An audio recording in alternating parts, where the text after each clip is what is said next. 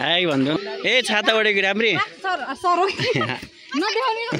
high भन्दियो नानी के हो तिम्रो नाम तिम्रो नाम के हो भनिदेऊ न सिला पुनमा गर्ने मेरो युट्युबको भ्लग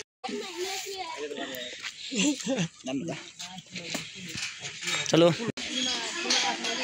यो चाहिँ विश्वको सबैभन्दा लामो र अग्लो पुल हो यो विश्वको सबैभन्दा लामो र अग्लो पुल है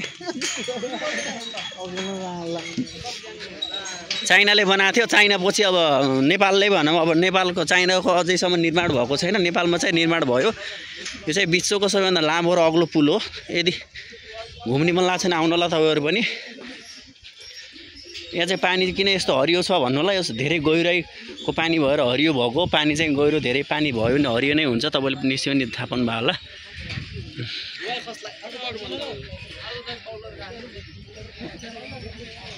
यो चाहिँ अहिले हामी पोखरादेखि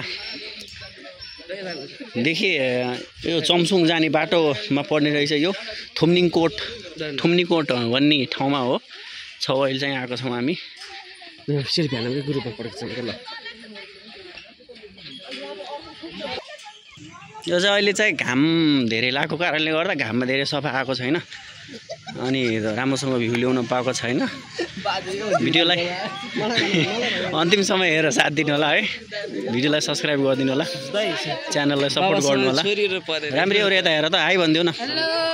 हाई भनिदेऊ नि त ओके ए छाता ओढेको राम्री हाई भनिदियो नानी के हो तिम्रो नाम तिम्रो नाम के हो भनिदेऊ न सिला पुनमा गर्ने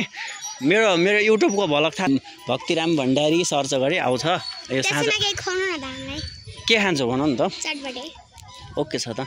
अनि त्यहाँदेखि भक्तिराम भण्डारी सर्च गरेपछि आउँछ तिमीहरूले चाहिँ गएर तिमीहरूको यो सबै भिडियो फोटो सबै गएर हेर भक्तिरामसँगै अनि स्पेस तेरो भण्डारी अलग सब्स्क्राइब गरिदे अनि यो भिडियो तिम्रो फोटो सबै त्यहीमा आउँछ है यता हेर त खै त आयो भनेको ओके